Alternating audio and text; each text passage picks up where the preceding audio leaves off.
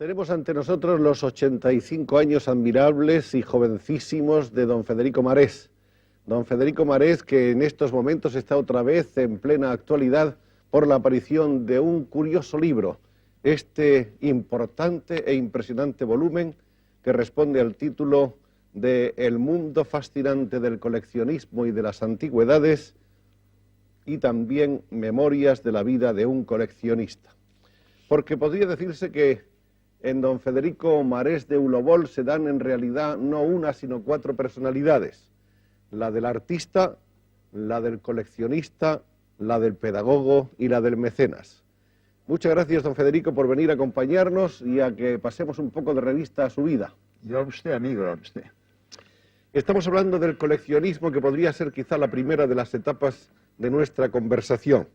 Usted pertenece a una de esas razas importantes de grandes rastreadores, de buscadores de piezas importantes, que sabe primero presentir su existencia, saber dónde se encuentran, buscarlas, hallarlas y hacerse con ellas. ¿Qué es un coleccionista? Hombre, me plantea usted una pregunta, amigo, un poco difícil, ¿no? Porque, claro, de coleccionistas hay de muchas clases, ¿eh? Y últimamente se agravó el tema porque hoy hay más interés que emoción y sentimiento en el coleccionismo, ¿eh? El coleccionismo es una cosa para mí innata, ¿eh? Hemos de partir de este punto, innata, ¿no? Se nace con él, no se hace. Se puede cultivar, pero no se hace, nace. Y digo esto porque mi caso es una muestra evidente, evidentísima, ¿no? Lo cito en mis memorias, ya que usted se ha referido muy amablemente a mis memorias, a este mundo fascinante del coleccionismo y de las antigüedades, y por consiguiente me tengo que referir a mí mismo, ¿no? Yo recuerdo que muy pequeño, tan pequeño que creo que aún no había nacido, que yo ya tenía afición a las cosas, fíjese bien, a las cosas bellas. Me enamoraba de un cromo, me enamoraba de un dibujo, de un simple dibujo, sin ninguna importancia. Yo lo recogía y lo guardaba. Con el tiempo, estos dibujos, estos cromos, esos objetos pequeños, insignificantes a veces, se fueron acumulando, y vino un momento en que yo me di cuenta que tenía una gran cantidad de cosas, sin saber el por qué. Entonces, sentía un gozo al contemplarlas, me emocionaba en ellos. Esto es muy importante, me emocionaba en ellos. Y hasta que un día me di cuenta que esto era realmente una cosa muy seria porque tenía tal cantidad de cosas que lo expuse a mi padre, lo mostré a mis amigos y se quedaron maravillados. Pues le voy a demostrar, o le voy a exponer un caso, el que revela realmente que se nace de ello.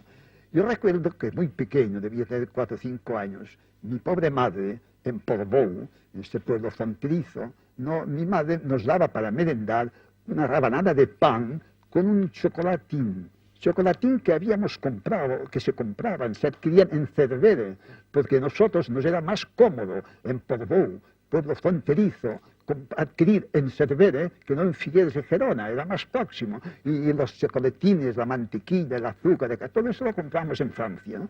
Y recuerdo que nos daban un chocolatín maravilloso por su envoltorio, aquellos envoltorios de papel de plata, azules, encarnados, ribateados de oro, que era una maravilla. Y encima había un cromo de 2 niños jugando. Me emocionó tanto que yo guardaba los papeles, un papel sobre otro, pero un día me di cuenta que era mucho más interesante guardarlos con el chocolatín entero, sin abrirlo. Y entonces, claro, imagínese lo que representa, lo que significa para un muchacho de tan corta edad prescindir del chocolatín y comerse el pan solo. El principio, primera vez, la segunda vez, la tercera vez, me costó mucho. Tuvo que sufrir mucho, pero cuando llegué a la media docena, ya era una alegría para mí guardar otros chocolatines. Y entonces los fui metiendo en una cajita. Y claro, fíjese bien, lo que representa esto, un muchacho de 4 o 5 años que se enamora de la belleza del envoltorio de un chocolatín y llega a dominar el instinto de belleza y de selección de una cosa bonita al apetito, a la gula, a lo que es el deseo de comer las cosas. Esto ya es algo. Y entonces pasó lo siguiente, los fui guardando y claro, no sabía nada de mi familia, sobre todo mi madre, que no me lo hubiera consentido. Bueno, y entonces un día yo jugaba a mi cuarto con los chocolatines y de golpe me llama a la puerta mi madre. era la hora de ir a tomar el baño. Nosotros vivíamos a 10 metros del mar, era la hora de tomar el baño, y yo dejé los chocolatinos sobre la mesa. Y entonces, claro, fuimos a tomar el baño, después vino la comida, y después de la comida me acordé de los chocolatines, y corrí rápidamente a ver mis chocolatines. ¡Oh, espanto, horror! Resultaba que había dejado frente a la ventana al balcón, y el sol había penetrado y me había derretido todos los chocolatines. El sol había dado sobre los chocolatines. Tuve tal dolor que me puse a gritar y a llorar a viva voz. Y entonces subió mi madre asustada, que pasaba, y entonces se dio cuenta de la tragedia. Desde aquel día no me dieron más chocolatines. Me daban la gana de pan con confitura, esta maravillosa confitura que la Pulpán saben hacer, de tomate, de albaricoque, de etc., ¿no? Y entonces pasaron los días, era cercano a Navidades y por tanto a Reyes. ¿Y cuál fue mi sorpresa? Que al llegar a Reyes, los Reyes Magos me llevaban un paquete maravilloso también por su envoltorio. Estos papeles franceses que antes había tan buen gusto, plateados, azules, encarnados y ligados con una cinta en plata y oro, con todo estrellas. Me enamoré tanto del paquete que yo no lo hubiera abierto nunca. Para mí el mejor regalo era el paquete en sí, la belleza del paquete. Y claro, la cosa se fue agravando porque mis amigos, mis propios hermanos, querían que yo abriese el paquete para ver lo que había dentro. Yo era incapaz, porque el paquete para mí era el mejor regalo de Reyes. Además, aquello olía para mí a Reyes. Me parecía que los Reyes lo habían besado, que habían dejado todo su amor en el paquete. Hasta que la tarde llegó a las 5 de la tarde sin abrir el paquete. Y entonces mi madre me vino a buscar. Mi madre estaba en Trígulis, me vino a buscar y me dijo, vamos a abrir el paquete. Yo no quise. Entonces me fui llorando, me metí debajo de la cama. Y mi madre, que conocía mis sentimientos, me vino, me cogió, me llevó en brazos y me llevó a abrir el paquete. Abrió el paquete y cuál fue mi sorpresa. Mi madre, sentimental como era, se había acordado de mi gesta, de lo que tenía de mérito, y entonces me había comprado en Francia toda una cajita, la colección completa de los chocolatines, y me lo regaló. Fíjese bien lo que demuestra esto, que el coleccionismo nace. Yo había pretendido coleccionar sin saber lo que era coleccionismo, sin saber nada anteriormente, coleccionando chocolatines, que eran tan bellos. Debo decir también que yo no he perseguido nunca formar la colección. La colección mía se han hecho solas, comprando cuando yo podía un objeto bello, un objeto por su valor histórico, por su valor emotivo, que dirían los hermanos Goncourt, que eran tan aficionados a esas pequeñas cosas, esos pequeños objetos tan grandes en cuanto a sentimiento. Y entonces, claro, yo iba siempre comprando esos pequeños objetos. Las colecciones se hicieron solas. Cuando me di cuenta, fue al cabo de muchos años, que en un momento, durante nuestra guerra, tuve tiempo para ello, empecé a abrir cajones y me encontré con tal cantidad de objetos que formaban colecciones sí por sí. Maestro, si le parece, vamos a no precipitar los acontecimientos, a ir un poco paso a paso, después de haber asistido a esa anécdota conmovedora que nos cuenta usted de sus años primeros y que además revela ese instinto de coleccionista, de hombre de buen gusto, aficionado a conservar las cosas bellas. Diríamos entonces que dentro del coleccionismo hay diversas familias de coleccionistas, los que están realmente movidos por un instinto delicado, de buen gusto, de un sentido estético, por una sensibilidad artística, y aquellos otros que simplemente se dedican a coleccionar lo que sea porque sí. Hay realmente diversas razas de coleccionistas. Realmente hay diversas razas de coleccionistas. Además, precisamente, digamos mejor, yo he vivido esta gran época del coleccionismo puro. Lo que se llama coleccionismo es el coleccionista que formaba una colección y por nada del mundo era capaz de desprenderse de la colección. No había especulación por ningún sentido. Eran coleccionistas que amaban los objetos, como he dicho antes, los hermanos Goncourt, toda esa gente que amaban el pequeño objeto. Si es que eran coleccionistas por innatos, por obligación, porque era algo sustancial con ellos. Así es que, y tampoco eran coleccionistas, lo que se entiende por coleccionistas. Les gustaban los objetos y al adquirir un objeto Entonces le sugería la idea de otro objeto que pudiera explicar su origen, y así iban acumulando, iban formando la historia de aquel objeto. Así es que tenía un doble interés, y gracias a esta gente se ha salvado una gran parte de la historia, que si no hubieran sido ellos se hubiera perdido todo. Ellos son los que nos han dejado colecciones completas que nos permiten hoy estudiar toda la evolución de muchos aspectos de la vida humana. Así es que hay el coleccionista puro, el hombre emotivo, el hombre que se enamora de una cosa, incapaz de venderla, incapaz de deshacerla de ella. Y después hay también el coleccionista que mercadea el asunto, que el cambalache, que cambia y siempre quiere ganar. Menos mal cuando se trata de mejorar las piezas, pues que hay en muchos que hay la especulación. Y eso es lo que realmente yo encuentro. Mejor dicho, no considero a estos que sean coleccionistas. Los coleccionistas son los que yo tuve el gran honor de conocer en París en los años 12, 13, sobre todo 13, 14, ¿no? Y en Madrid mismo, que hubo grandes coleccionistas, y en Barcelona mismo hubo grandes coleccionistas. Pero usted cita, por ejemplo, en su libro algunos coleccionistas extravagantes, como aquel Mr. Tyrwhitt, aquel inglés del siglo XIX, que coleccionaba las sogas en que morían ahorcados los condenados. Sí. Esto realmente para mí son equivocaciones, ¿sabes? Porque el coleccionismo, cuando ya pierde este tono de buen gusto, este tono de inteligencia y de corazón, ya pierde todo. Ya me diría usted que coleccionar cuerdas de ahorcado no tiene nada ni de sentimental, ni de valor intelectual, ni de valor espiritual, ¿no? Ha habido gente muy rara. Yo en París conocí un grupo de coleccionistas, por cierto curiosos, porque era una sociedad formada por médicos, abogados, gente ilustre, gente de clase liberal, ¿no? Y no obstante, esta gente tenía una afición absurda. Ellos se nombraban, ya decía, su sociedad era de los que eran partidarios de que nada se perdiera en el mundo, nada. Un simple papel, un envoltorio de melón, un envoltorio de papel. Ellos coleccionaban aquello. Había uno que cuando yo les conocí fue porque me invitaron a una cena en que iban a proclamar un nuevo campeón dentro de ellos, el coleccionismo.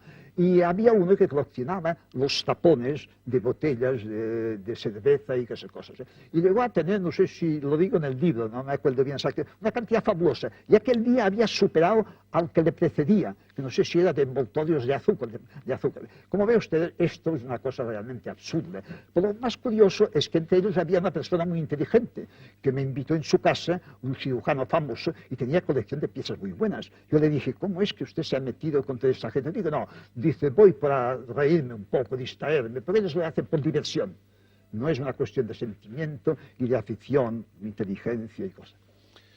Usted cuenta también que había una vez una colección que estuvo tentado de comprar de instrumentos de tortura de los siglos XV, XVI y XVII, instrumentos para torturar los labios, las orejas, etc.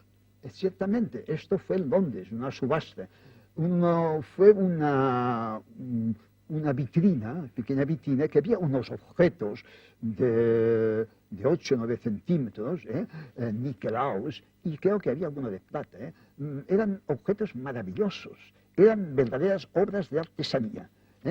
Parecían obras de maestría, estas obras que hacían hacia la Edad Media para justificar un título, hacían hacer una obra, y allá fuera una obra de platero, una joya, había de dibujar y ejecutar la joya. Pues aquello era sencillamente un trabajo de artesanía maravilloso. Ahora bien, aparte de esto, claro, cuando yo me interesé por su función, me sorprendió cuando vi que había uno con unas tijeras, que había unos caracoles pequeños que se dilataban, se cerraban, y entonces vi que era para dilatar las alas de la nariz, y se lo dejaban sujetas, apretando. Los otros era para ampliar el oído, el sonido, en fin, todos eran objetos de tortura.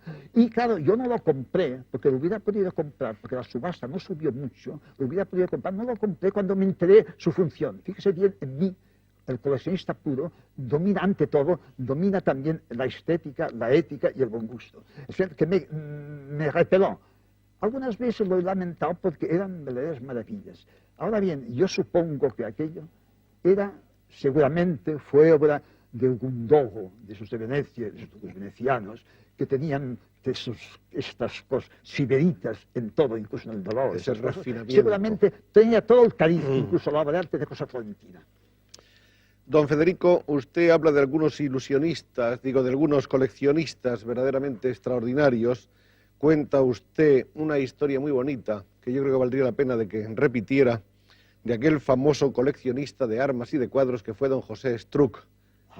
Esa es una historia que tiene su emoción. Esto es una cosa realmente emocionante, al menos para mí, ¿no? Es un hombre que dedicó toda su vida, un hombre de posición económica fuerte, y dedicó toda su vida a coleccionar armas. Armas que tenía realmente de muy bellas. Tenía una gran colección en la Plaza de Cataluña, en Barcelona, ¿no? Ese señor, creo que fue en el Banco de Barcelona, cuando el crack, sabe usted que el Banco de Barcelona llegó a ser una potencia como Banco de España, era lo más seguro que había con el Banco de España. Y durante la Primera Guerra del 14, un mal negocio que fue un crack. Y los mejores y los más sensatos accionistas del Banco de Zaragoza, del Banco de Barcelona, prefirieron antes arruinarse personalmente que hacer un mal negocio, mejor dicho, que hacer alguna pirueta. Y entonces el pobre Estruc se vio embargado, completamente embargado su colección. Y el pobre Estruc siempre estaba soñando con su colección y le habían sellado su edificio, su piso de la calle, de la Plaza de Cataluña. Y una noche se dieron cuenta que el sello del juez había sido arrancado. No, mejor dicho, me equivoco, no es eso, porque ya hace días que lo he escrito eso. No, al revés. La policía que estaba abajo se dio cuenta que había luz en el piso. se encendía a una hora de la noche se encendía. Una luz y misteriosa. Entonces la policía se asustó. Es posible. Dio parte al juez. El juez dijo, no puede ser, es una fantasía, es un reflejo seguramente de algún espejo, y volver a vigilar. Y al día siguiente volvieron y se volvió a encender. Y los sellos seguían intactos. Eso, volvió a encender. Y entonces avisaron rápidamente, dijeron, bueno, mañana a la tercera, llamad, tener a punto un maestro herrero para que abra la puerta. Bueno, y entonces vino el tercero y finalmente a la misma hora se encendía la luz. Entonces subían arriba y se encontraron con la gran sorpresa que había en el salón principal, donde tenía todas sus armas, estaba sentado en un butacón, un sillón frailero, estaba llorando, emocionado, contemplando las armas, suponiendo que aquella era la última vez que veía sus armas. Entonces, los amigos íntimos de él, por los amigos íntimos de él, yo me enteré que él había entregado todas las llaves, pero había reservado una llave trasera que sentaba por una puerta pequeña que había a la parte de detrás y que no se habían dado cuenta, y por aquella llave ella entraba y salía cada día de su puerta. Pero yo quiero destacar, es el dolor de este hombre, que al ver que se perdían sus armas, cada día, cada noche, quería dar su último adiós a lo que fue para su vida todo un sueño, toda su ilusión. También cuenta usted que el gran pintor Fortuny fue otro coleccionista de mérito y llegó a poseer cosas realmente valiosas. Entre otras muy curiosas, contaba usted algo de un estandarte de Boabdil. Exacto. Fortuny fue uno de los hombres, Fortuny y Pin, y los dos son de Reus, que no tengo nada que ver con Reus. Los dos son dos hombres que yo admiro realmente porque son dos hombres sorprendentes. Fortuny, sabe usted que vino a Barcelona con alpargatas, modestamente, con su abuelo, para aprender a la escuela Lonja, a la cual yo por los años llegué a ser director de la escuela. Y entonces este hombre sencillo, que casi apenas sabía leer, este hombre se revela en la escuela Lonja de una manera rápida y realmente espeluznante, luminar. Y entonces el hombre enseguida logra la pensión a Roma. Y a Roma se aficiona a estas cosas. Es un hombre que llega a tener unos talleres más bonitos que había en Roma, y decir más bonitos que decir mucho, porque en Roma entonces los artistas tenían unos talleres que eran verdaderos museos. Yendo por Granada, una vez compró un fragmento de un tapiz, que lo había comprado precisamente la madre de un anticuario muy conocido de Madrid, que se dedicaba también a la venta de negocio. Lo había comprado en una aldea pequeña que servía para tapar, digamos, un desagüe que había en una tierra de secano, ¿no? Y lo tenía tapado allá. Y esta mujer se lo había llevado y lo hacía servir como cortina en la ventana. Y esa mujer, esta anticuaria, le propuso comprar ese fragmento de tapiz. Y entonces ella le dijo que no. Y entonces le ofreció uno de nuevo. Y entonces le dijo que sí. Y entonces pasó fortuna y adquirió este fragmento de la estampable de Boitil. Y este fragmento de ese tejido se cotizó altamente en Londres y se vendió por miles de libras esterlinas. Fue un hombre realmente sorprendente. Además, sabe usted que en el Hermitage de Rusia existe la famosa ánfora granadina que lleva el nombre de Fortuny. Y Fortuny, hay muchas piezas, ladrillos, que son conocidos por el nombre de Fortuny. Si es que Fortuny fue un gran inteligente y un hombre que marcó unas fitas dentro de la cerámica misma que han quedado en la historia de la cerámica. De cualquier modo, digamos que esa vocación que nace en don Federico Marés por el coleccionista, por el coleccionismo, quizá estaba ya un poco señalada por el hecho de que su padre, Sí. en aquellos años, publicaba una revista que se llamaba El Corresponsal del Coleccionista, don Pedro Marés y Oriol, en Portbou. De manera que esta era, por así decirlo, la única revista, el único nexo de unión que existía entonces entre los coleccionistas más diversos. Vamos a decir también que la vida de coleccionista en serio de Marés, aparte de los chocolatines, se inicia precisamente con esta tabla. Esta tabla de Ramón Llull en éxtasis es la primera obra de categoría que adquirió en 1910 con 500 pesetas de un premio de escultura que acababa de ganar. ¿Es así, don Federico? Sí, exactamente. Y lo más curioso, si me permite, lo más curioso es que la primera pieza que yo adquirí de valor, porque hay que situarse en el año 10, 11 o 9, hay que ver lo que representaba 500 pesetas. Pues yo me presenté a una exposición de arte y me dieron el primer premio de escultura, que eran 500 pesetas. Mi padre, que estaba en un momento difícil, le habían ofrecido de Mallorca este fragmento del retablo de lo que fue el altar de Ramón Llull, que estuvo en San Francisco de Mallorca, ¿no? En la iglesia, ¿no?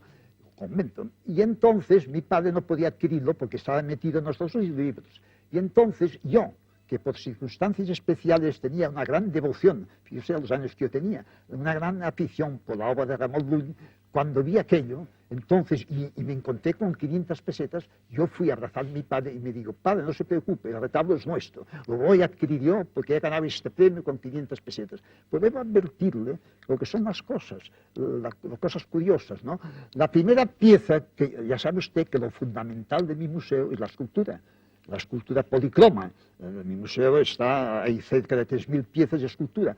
Pues la primera pieza que yo adquirí en serio no era de escultura, sino que era una tabla de Ramón de Ulloa, por mi admiración a Ramón de Ulloa, porque mi padre tenía las primeras ediciones incunables de la obra de Ramón de Ulloa. Y para mí, de muy pequeño, tuve una verdadera devoción por Ramón de Ulloa. En ese año más o menos se produce una oposición en la Escuela de Bellas Artes de Barcelona para estudiar escultura en París y sale vencedor el candidato Marés. Marcha a París donde consolida su carrera artística, pero donde sobre todo se produce, por así decirlo, el encuentro del cauce más idóneo para su pasión de coleccionista. Conoce a los más famosos e importantes y frecuenta las tiendas de antigüedades y también las salas y galerías de subastas. ¿Cómo se producían entonces, en aquellos años, 13, 14, etcétera, las subastas de arte en París? Debo decir primeramente que una de las cosas que influyeron más fue que yo conocí a Rodin, el gran escultor Rodin, ¿no? Y Rodin me abrió el camino, ¿no? Me encontré que Rodin, era muy difícil conocer a Rodin, como otros, como Adubito, esta gente destacada en los aspectos del artista, del coleccionismo, de la antigüedad, era muy difícil, ¿no? Yo tuve una gran suerte que intenté conocerle y no pude porque estaba enfermo, tal vez estaba fuera, era muy difícil. Y un día, estando en unas librerías de Boulevard Saint-Michel, entró un señor y un amigo mío que estaba con él lo conocía y se saludaron y entonces me presentó a mí. Y me presentó, le dijo que yo era un escultor pensionado español. El hombre, y no me dijo quién era él, pues no, bastaba ya, yo lo vi enseguida, le reconocí enseguida por la fotografía que era Rodin. Y entonces me saludó muy amable y yo le dije, mire usted maestro, yo he intentado varias veces verle y no me ha sido posible. Dice, ¿cómo no? Pues venga usted mañana que yo le recibiré. Y me encontré con Rodin no solamente como un gran escultor, sino como un coleccionista de hombre exquisito. tenía Renoir, tenía griego, tenía escultura griega, egipcia, tenía cosas que la gente no lo sabe, cosas admirables. Y cuando vio que yo tenía tanta afición a ello, que me enamoraba, le ilusionó, se ilusionó conmigo y me dijo, puede usted venir siempre que quiera en mi museo. Además, yo le voy a orientar a usted, le voy a acompañar. Y gracias a Rodin y después a los amigos libreros anticuarios de mi padre, que los conocía todos en París, se me abrieron las puertas. Yo pude entrar directamente en contacto con los mejores coleccionistas, con los mejores bibliófilos, los mejores libreros anticuarios de París. Y me dieron siempre toda clase de facilidades, no solamente en el sentido de proporcionarme cosas y esperar que yo pudiera pagarlas, dándome plazos largos, sino que muchas veces me daban facilidades para que yo pudiera adquirirla. Y una de ellas recuerdo que una vez en Hotel Drouot yo estaba en una subasta muy importante y salieron unos libros sobre astronomía, libros de un gran valor. Yo los compré. Yo había cobrado el trimestre de la pensión y disponía de dinero.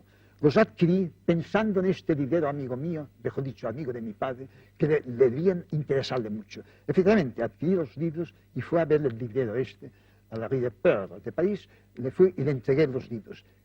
¿Qué calidad de libros eran? Que el hombre que sufría de asma se desmayó, se cayó desplomado sobre la silla y yo me asusté, creyendo que se me había muerto el amigo de mi padre. Entonces esperé, reaccionó el hombre, y me dijo, ¿sabe usted lo que me trae? Digo, sí, me lo figuro que es muy bueno esto. Dice, sí es bueno, y me contó la historia. Y entonces el hombre me dijo enseguida que me quería hacer un regalo material. Yo dije que no aceptaba nada, que yo no era un negociante en absoluto, que yo lo había hecho recordando a mi padre, el amor que tenían, la amistad que había, y con mucho gusto lo hacía, porque a mí me complacía también que los amigos me proporcionaran cosas. Y entonces empezó otra colección. Me dijo que escogiera una vitrina que había relojes de Luis XV, XVI, magníficos. Me dijo que escogiera 5. Yo no me atreví, escogí 2. Y entonces me dio 7. Bueno, y así le podía contar varias anécdotas de este tipo, el cual me ayudaron a formar mi colección. Usted dirá, ¿por qué razón? Digo, voy a explicarle una cosa muy curiosa. La necesidad estimula, facilita muchas soluciones. Yo naturalmente disponía de poco dinero. Yo a veces me emocionaba y me disgustaba al ver que no podía adquirir muchas cosas en el Hotel Drouot a buen precio. Yo empecé a pensar, ¿por qué razón un día esto sube y esto baja hoy? Y hoy no se cotiza, mañana se cotiza. Y empecé a pensar en ello y me di cuenta que había un factor muy importante, que era el día.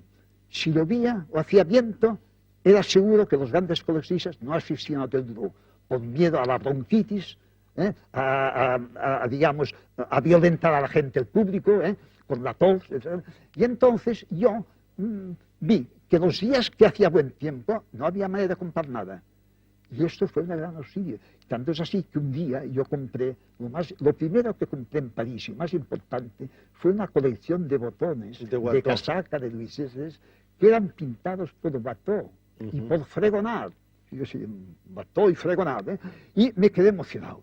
Y marcaron, creo que marcaron 350 francos. O sea, marcaron lo que tenía yo para vivir un trimestre. Yo me asusté, porque en realidad no fui yo quien aposté, porque yo no era capaz, porque no podía pagarlo. Fue mi yo profundo. Así es que, sin querer, yo respondí. Yo di 50, 60. Y entonces ya se estableció un diálogo entre un señor viejo, pobre, un poco asmático también, porque también tosía, y yo. Y al final venció. Y cuando vencí yo me di cuenta que ya no respondía, yo tuve tal susto que casi me desmayé. Bueno, entonces, claro, afortunadamente pude cubrir. Y al día siguiente me vinieron a ver a mi estudio, en un estudio modesto, trabajaba donde dormía, muy modesto, pagaba un franco cada día, imagínese usted. Bueno, la Pompadour, cerca de la Plaza de la République.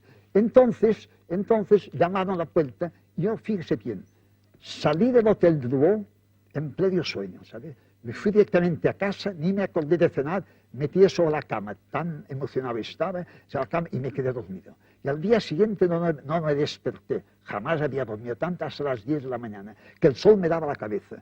Me desperté asustado, el sol me daba dando la cabeza, y entonces oí que llamaba a la puerta, yo me asusté.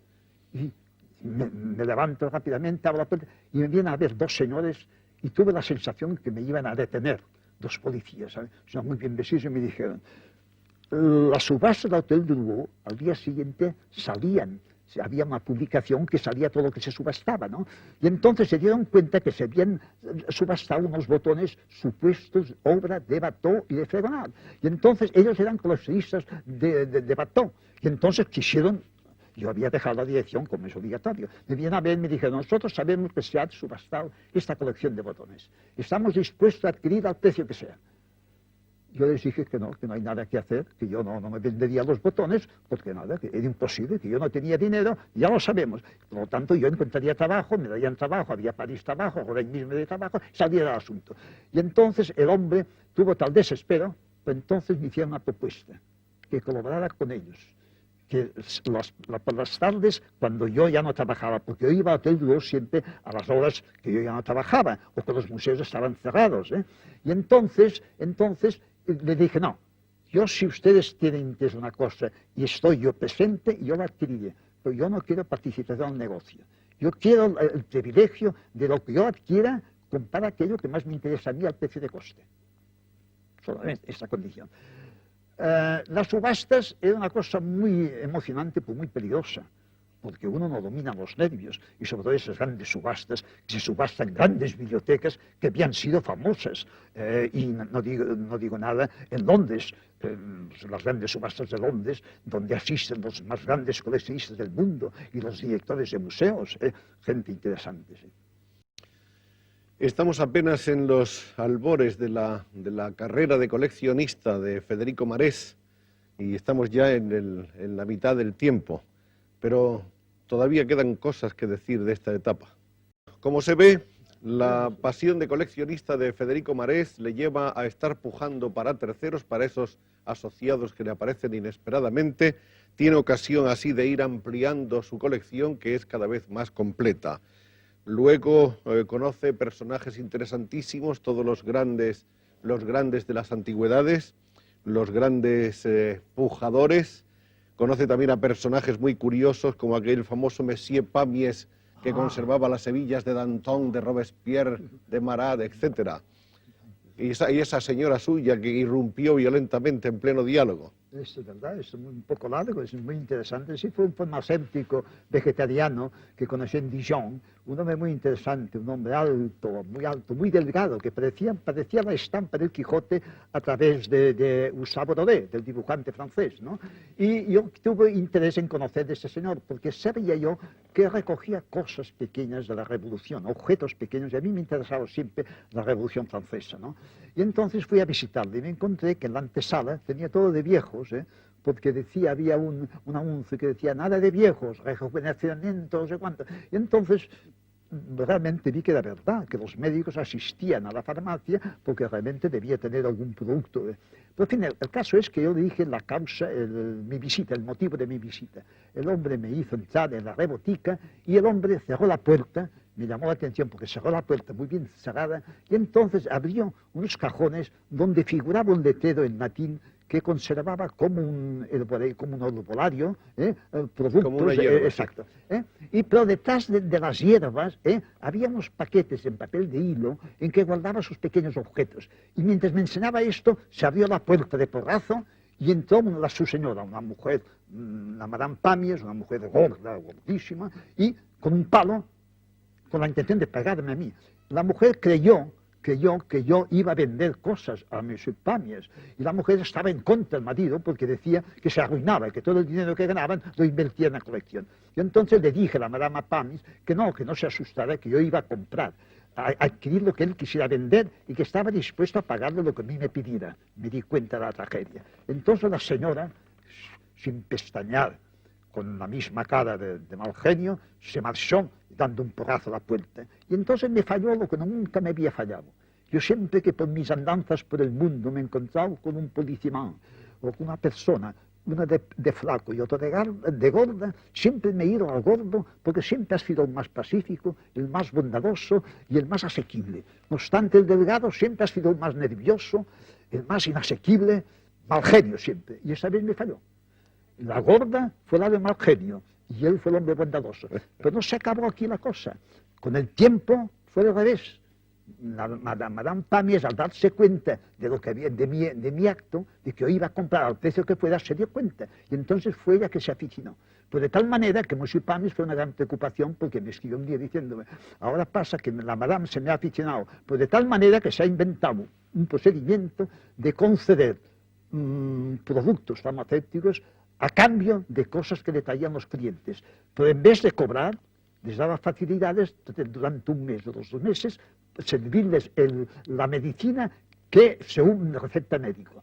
Y claro, el Monsieur Pamiers tuvo que cerrar la tienda, no tenía negocios. Se fueron a París y terminó teniendo una tienda que regentaba la Madame Pamiers, con un éxito enorme, pero había una hija, y la hija salió un talento. Y fue en París una anticuaria de gran categoría. La familia Pamiers guardó tal reconocimiento que cuando iba a París yo tenía que ir a comer con ellos. Y siempre la familia Pamiers se acordaron de mi museo. Y piezas que adquirían de valor o de interés para el museo, era para el Museo Marés. Bueno, vamos a recordar un poco de esta época. Ya ven ustedes que hay un libro tan voluminoso que esto nos llevaría, necesitaríamos días enteros para extraer algunas de las cosas interesantes de las tantas. Pero como detalle, como simple dato anecdótico, podríamos decir, por ejemplo, que antes de la Gran Guerra Europea, los grecos no se vendían, y de venderse nos cuenta Marés, que no alcanzaban siquiera los 5.000 reales. El marqués de la Vega Inclán adquirió por 12.000 pesetas 11 grecos, que en los años 20 ya se habían puesto en 30.000 pesetas. En una tasación de 1882, 5 Goyas se valoraban en 27.000 pesetas todo el lote. Por ejemplo, jugando a la gallina ciega que está en el Prado y que todos conocemos, se valoraba entonces en 2.000 pesetas. Y las meninas de Velázquez fueron tasadas, después de que habían estado en precios bajísimos, por Goya en 60.000 reales. De modo que, como puede verse, los precios han tenido a partir del siglo XIX un alza considerable, y no hablemos ya de los precios de hoy.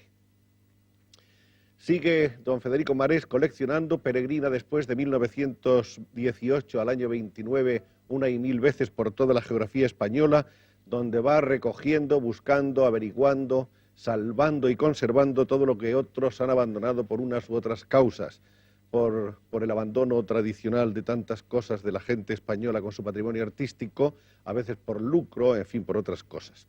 La lucha de Marés por rescatar ese patrimonio abandonado, para reunirlo y ofrecerlo después al país, ha sido verdaderamente dramática. Si me permite, hay una cosa. Yo he viajado todo el mundo, he hecho 2 veces la vuelta al mundo, ¿no? Si es que no hay país que no conozca, ¿no? Pero yo no perseguía, no hacía viajes como coleccionista, sino para obtener conocimientos. Y me gustaban los museos, ya le he dicho que hasta el final no me di cuenta que era coleccionista. Ahora bien, debo decir que yo no seguí España ni Europa buscando cosas. Debo advertir que después de nuestra guerra, y antes también, la necesidad española en los conventos y en la iglesia, que siempre ha estado en necesidad, siempre han tenido necesidad de vender cosas. Y hubo un momento que se enteraron de que yo compraba cosas. Y las abadesas de los conventos se dirigían a usted para ofrecerle. Los mejores conventos de España me han escrito a mí. Pues debo decir yo, en honor a la verdad, que yo siempre tenía tal cariño por esos conventos, que yo sentía el mismo dolor que sentían ellos cuando no lloraba porque se vendían las cosas. Y ellos también lloraban, la madre abadesa, diciendo: Marés, lo hacemos por necesidad, no porque queremos. Porque yo tengo que mantener a mis novicias y tengo que mantener a mi prole. Por consiguiente, es por necesidad. Yo muchas veces les había solucionado el problema, hablando con la dirección general, y sobre todo cuando había el marqués de Lozoya, y logré salvar muchos objetos que aún hoy están en los conventos. Y conste, pues, que yo jamás fui a ningún convento en busca de algo. Fue la madre abadesa o la madre priora que me escribía por encargo del obispo, dirigiéndose el maestro Marés al escultor para ver si les podía ayudar y salvar del momento. En 1946, Marés decide no demorar por más tiempo la realización de lo que ha sido su más cara ambición y deseo a lo largo de 40 años, hacer entrega a su ciudad, a la ciudad de Barcelona, de todas sus colecciones, de todo lo que pudo por fin reunir en una vida larga y plena de ilusión, de esfuerzo y de sacrificio. Y aquí nos encontramos con el otro Marés, con uno de los 4 Marés, con el mecenas. Realmente el hecho de reunir un tesoro tan amplio, tan rico, tan generoso y de darlo así por las buenas, como un señor con una gran generosidad, con una gran finura. Es un gesto que honra y que caracteriza la personalidad de Federico Marés. Yo quisiera que nos hable Marés de por qué pensó que podía y debía desprenderse de riqueza artística semejante, de un patrimonio que había costado tanto esfuerzo. Mire usted, yo vivía en un piso modesto, muy modesto, ¿no? Y poco a poco mis invitados de honor, que eran las piezas que yo compraba, adquiría, iban aumentando, mientras disminuía mi familia. Yo siempre he sido soltero, porque vivía con mi madre, tenía una hermana, y se fueron muriendo y me quedé solo. Disminuyó mi familia de sangre, pues fue aumentando mi familia espiritual. De tal manera que ya no tenía ni comedor, y como en una sala de museo, tenía más de 300 pilitas de agua bendita colgadas por la pared sobre un terciopelo rojo que hacía un efecto tremendo de noche, de vídeo, y vino un momento en que ya no tenía ni sala para recibir a la gente, era un pequeño museo, mejor dicho, un depósito, y mi mismo dormitorio ya no podía ni moverme porque eran piezas. Y entonces vino esta guerra, esta desgraciada guerra, y vi cuán peligroso era todo esto, y entonces tuvo la gran idea para mí que mantengo aún como gran idea, de ceder todo esto a Barcelona. Yo nunca he creído que las obras de arte pueden ser patrimonio particular. Las obras de arte es patrimonio de la nación, de todos. Y siempre yo tenía la idea de dejarlo a la ciudad. No fue por un impulso momentáneo, no, al revés. Ahora bien, cuando yo me encontré solo, rodeado de esta gran familia espiritual, y habiendo pasado lo que pasó en España, nuestra tragedia, la destrucción de nuestro patrimonio, entendí que no podía demorar más tiempo la donación a la ciudad. Y de una manera muy sencilla, yo fui a ver al alcalde y le dije sencillamente: señor alcalde, yo tengo un pequeño tesoro espiritual que es toda mi vida y quiero ofrendarlo a la ciudad. Sin ninguna condición, espontáneamente y libremente. Tanto es así que el alcalde me nombró enseguida director y quise que fuera director honorario. No quise ningún vitalicio, no quise ningún sueldo. Yo desde hace 27 años que estoy al frente del museo, trabajando a favor del museo de una manera total y desinteresada. Era la única manera de enaltecer mi donación. Mi donación ha sido una cosa absolutamente desinteresada, hecha con amor y con cariño por la ciudad, por Cataluña y por España. Algunos datos relativos al museo, pues que empezó a tener estado oficial el día 1 de junio de 1946, que antes de la donación se expusieron en uno de los salones del Archivo Histórico de la ciudad algunas de las piezas representativas de las colecciones, que se inauguró conjuntamente por el Marqués de Lozoya, director general de Bellas Artes, la primera sala del Museo Federico Marés, que en el acta fundacional del museo se especifica que las colecciones no serán nunca y en ninguna circunstancia objeto de disgregación. La Diputación se obligaba a exhibir siempre conjuntamente y en un mismo edificio la totalidad de las colecciones. Se comprometía también por dicha acta la Diputación a conceder derecho a establecer su estudio, taller y su vivienda particular en el museo a don Federico Marés, al objeto de poder cuidar con el máximo celo de la conservación e incrementación del mismo. Se especificaba que a la muerte de Marés se constituiría un consejo asesor.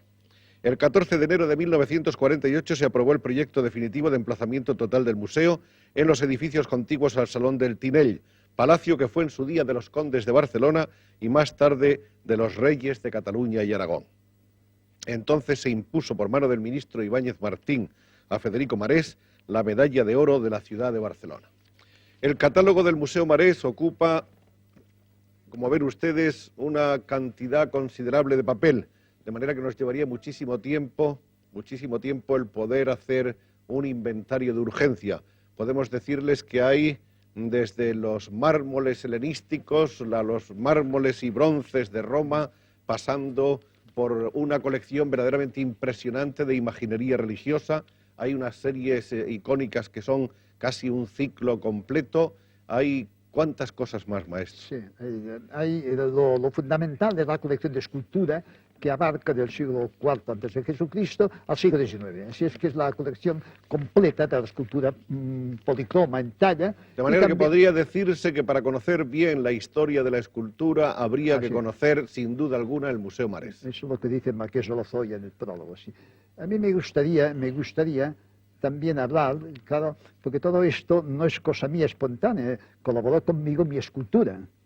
el artista, naturalmente, el artista tiene todo el mérito. De eso vamos a hablar después, si no le importa. Porque No, estamos, contrario. primero el coleccionista, después el mecenas, tenía ahora miedo que llegaremos al faltara artista. tiempo. Bien. No, vamos a tener tiempo todavía. Digamos que en las salas sentimentales del museo sí. están las colecciones esas tan bonitas. Sí, mire usted, el visitante del museo, debo advertir que el museo es muy visitado. Es una equivocación suponer que la gente supone que no visita el museo. No, el museo no solamente es muy visitado, sino que cumple la misión que debe cumplir. También otra cosa que me conviene destacar. La gente supone que si los museos tienen que ser una cosa viva y hablan de laboratorios, en fin. Yo creo que es hablar por hablar. Bien que tenga una amplitud, que sea elemento valioso para la cultura y para la formación. Bien, pero los museos, tal como actúan en Barcelona, creo que cumplen perfectamente con su obligación. El museo tiene el deber de conservar en permanencia, de cuidar todo el patrimonio artístico y a ponerlo a la disposición del público. Si es que todo el público curioso, el público inteligente, tiene a su disposición todo el material que hay en el museo. Y a mi museo se da toda clase de facilidades. Y mi museo se conserva limpio y puro, y esto es un honor para mi museo, que todo el mundo lo reconoce. Y mi museo es visitado constantemente. Y cuando vienen los extranjeros, los elogios que hacen de mi museo me honran sobradamente, me satisfacen sobradamente, porque veo que es un honor para Barcelona, para Cataluña y para España. Y más diré, yo conozco las personas sensibles, las personas inteligentes, verdaderamente, de espíritu, cuando no solamente les interesa la escultura, que es lo más, ya digo, lo básico, sino que cuando llegan a la parte alta, al piso alto, y se encuentran con centenares de colecciones que representan miles de piezas, el pequeño objeto, como son, por ejemplo, la colección de abanicos, de sonajeros de plata, de los niños pequeños, la sala del fumador, la sala de la fe, donde hay las reliquias de Santa Teresa, todas estas cosas en colección y en cantidad y en calidad, porque piensa usted que los relicarios, no hablo, porque sí, hablo de verdaderas joyas de orfebrería española. Y hay hay tres, que hay la firma de Santa Teresa y un fragmento de la carta de Santa Teresa. Y no hay santo glorioso que no esté su reliquia. Por consiguiente, no hablo porque sí, piezas de gran interés. Y esto forman salas conjuntas. Hay la sala de relojes, donde hay una brillante colección de relojes del siglo XVIII y XIX. Y también la colección de botones, que gracias a aquella colección que adquirí de 30 y pico de botones, se convirtió en la mejor colección que hay en Europa. Más de 200. Y esto lo vienen a estudiar los extranjeros, sobre todo los ingleses. Bueno, pues yo me doy cuenta, la persona es inteligente cuando, después de ver lo de abajo, encuentran interesante lo de arriba, porque hay muchos intelectuales o gente de estudio fría que les interesa lo de abajo y lo de arriba no quieren verlo. No, lo de arriba para mí, en otro aspecto, es tan interesante como lo de abajo. Y además aporta al museo un gran interés. No olvide que los museos cansan al gran público, cansa a todo el mundo. Y claro, mi museo es muy grande, porque tiene 1, 2, 3, 4 plantas y unos sótanos. Por consiguiente, la gente cuando llega a las salas sentimentales están cansadas, fatigadas. Pero entonces se produce el fenómeno que es que la gente que estaba antes cansada, al verse con tanta maravilla, pequeña maravilla, que ha vivido su intimidad, que son recuerdos de sus familiares, de sus abuelos, de sus bisabuelos, les evoca una época gloriosa, y aquella gente que estaba cansada, ve usted cómo se aviva otra vez, y aquella gente ya no quiere marcharse, les tienen que decir, y vamos a cerrar el museo, pues volveremos, y aquella gente que no hubieran vuelto al museo porque ya había bastante con lo de abajo, porque les resultaba pesado, vuelven al museo. Y además, el valor pedagógico que tiene es enorme, porque hay una colección de llaves, desde la llave visigótica hasta la llave del Renacimiento, que son maravillas de maestro cerrajero. Y se da el caso que la colección de llaves de mi museo ha producido el fenómeno de crear nuevos artistas en la cerrajería, cuando ya sabe usted que la llave hoy es una llave de serie, que todo consiste en hacer los dientes, en limar los dientes. Pues ha habido hoy cerrajero que hace de forja toda la llave, como antes, que la gente quería tener una cosa personal, una llave personal, y querían tener, sobre todo el dueño, una llave también personal. Y claro, esto ha producido este fenómeno pedagógico de enseñar a mucha gente, carpinteros sencillos, que creían que la carpintería era una cosa sencilla y se encuentran allá con unos muebles y con unos objetos tan estupendos y les ha abierto nuevos horizontes y nuevas posibilidades. Vamos a resumir brevemente la historia del artista. Después de instalados en Barcelona a los 11 años, empieza a estudiar en la Escuela de Bellas Artes de la Lonja, estudios que comparte con el trabajo en el taller del escultor Eusebio Arnau. Luego tiene la beca en París, de que ya hablamos, de 1913, más tarde va a Bruselas, luego vuelve a Barcelona y tiene una nueva beca para estudios en Italia. Cuando fue soldado obtuvo una tercera medalla en la Exposición Nacional de Bellas Artes y estándose en filas alcanzó el primer premio en un concurso oficial para un monumento bélico. El año 17 el gobierno de Su Majestad le otorga pensión para estudiar en Roma, Florencia y Padua. Estudia también en Inglaterra, Alemania, Austria, Hungría, Checoslovaquia y Francia. Admira y estudia de todos los grandes maestros, pero sin entregarse a mimetismo alguno. Hay un crítico, Juan Cortés, que ha dicho que su arte se enlaza y se integra en la amplia corriente de la gran estatuaria de la historia.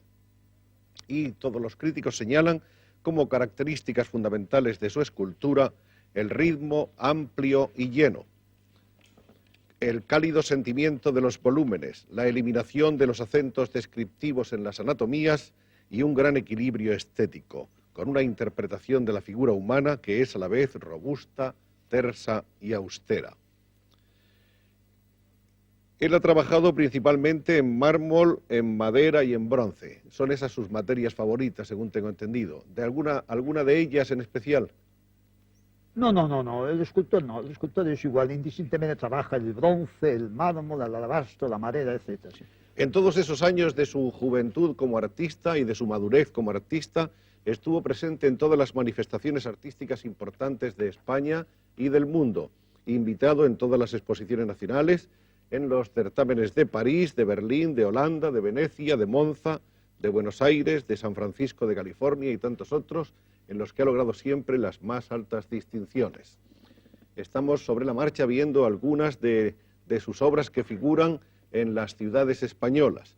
Estas pertenecen a diversos grupos, me parece, de la Plaza de Cataluña. Sí, estaba en la Plaza de Cataluña. Hoy actualmente están en la Gran Vía de Cataluña, sí.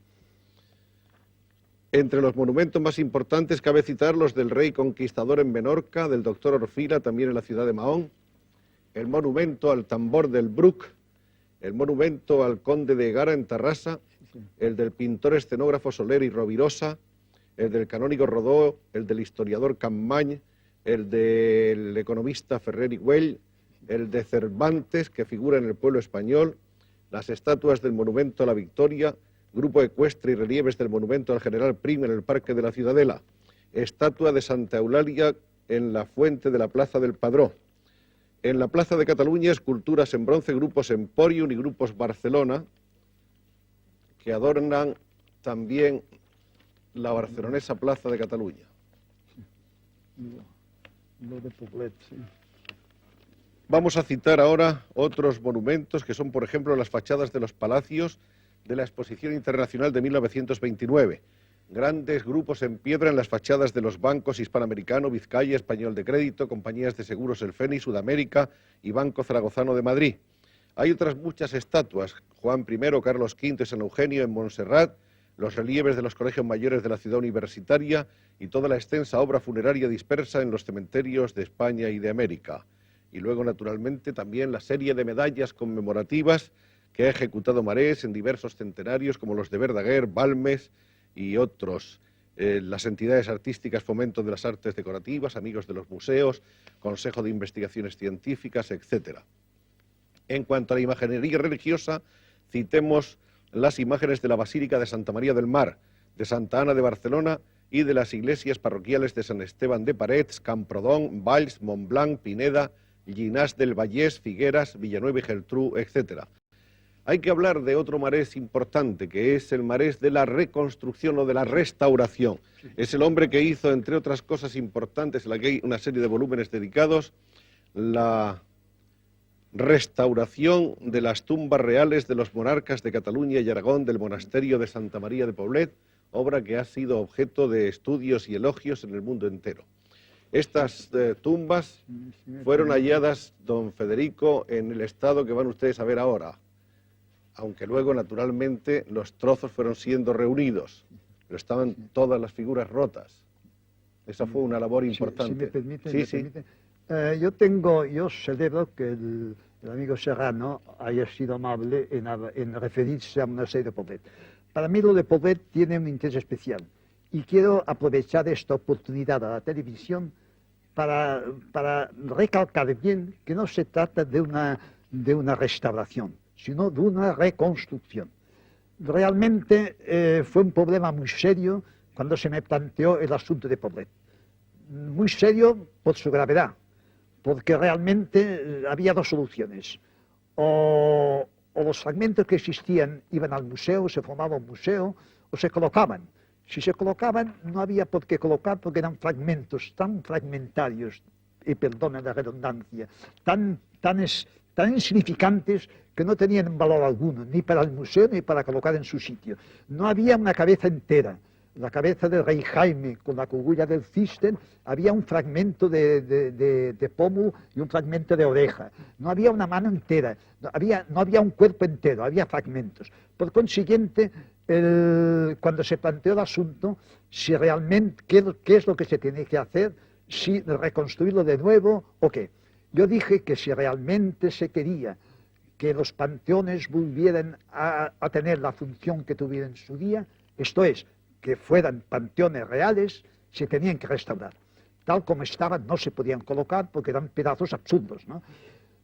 Y para llevarlos al museo tampoco tenían ningún interés. Eran fragmentos tan deteriorados por el fuego y por la mano torpe del hombre, o por la mano, digamos, cruel del hombre, que realmente no había otra solución que restaurarlos y hacerlo bien. Que los fragmentos fueran como reliquias, y la obra que yo iba a hacer, el relicario que custodiaba las reliquias. Entonces, fue una labor ímproba. Yo hubiera preferido hacer dos estatuas nuevas que reconstruir una sola, porque había que recrear, pero no recrear dentro de mi temperamento, o mi ambiente, o mi época, sino en la época, en el siglo XIV. Así es que se había de hacer una creación bajo unas limitaciones impuestas por un estilo y una época. Y esto realmente hemos de convenir que es un tour de force. Es una reconstrucción realmente difícil y peligrosa. Ahora bien, yo de acuerdo con mi ilustre amigo Marqués de Lozoya y también mi ilustre amigo, el que fue ministro de Educación Nacional, Ibáñez Martín, se acordó, prescindiendo de muchas trabas, a ir a una recreación digna, la mayor dignidad posible, hacerla con la mejor material. Y tanto empeño puse en ella, que incluso después de 1000 esfuerzos, y de consultar el Archivo Nacional de Madrid, donde había bastante depósito de documentos de Poblet y otros, llegué a encontrar una pista donde encontrar el alabastro auténtico, la mina auténtica que había servido para los escultores crear las estatuas reales. Debo advertir que Pedro el Ceremonioso, Pedro III de Cataluña, IV de Aragón, que fue el que creó las tumbas reales de Poblet, fue el nombre de selección. Tenía al lado de Poblet un alabastro frágil, verdaderamente fácil de trabajar, pero de muy poca consistencia. Y teniendo a su lado, a medio kilómetro, este alabastro, prefirió ir a buscar, venciendo 1000 obstáculos, 1000 dificultades, nada menos que en Ampurdán, cerca de Besalú, a Sagaró, la cantera. Y esta cantera a mí me costó mucho encontrar, porque en el documento oficial hablaba de un pueblo de Belda, y Belda está en Valencia. Yo yendo a Besalú, porque también mencionaba Besalú, llegué a encontrar un pueblo que llamaban, unas minas, unas canteras que llamaban de Beura, y encontré Sagaró, pero no el Sagaró de mar, ese apóstrofe ya, sino Sagaró todo junto, Sagaró del interior. Y entonces me di cuenta de las enormes dificultades para trasladar el alabastro. Y este alabastro realmente era un alabastro excepcional. Tiene las cualidades del mármol en cuanto a dureza y tiene las calidades marfilentas del alabastro. Así es que entonces me di cuenta de la selección de Pedro IV Ceremonioso, que quiso prescindir de una gran facilidad y vencer unos obstáculos enormes, que era el de trasladar los alabastros, los boques, desde Besalú a Rosas y por mar a Tarragona y por Tarragona.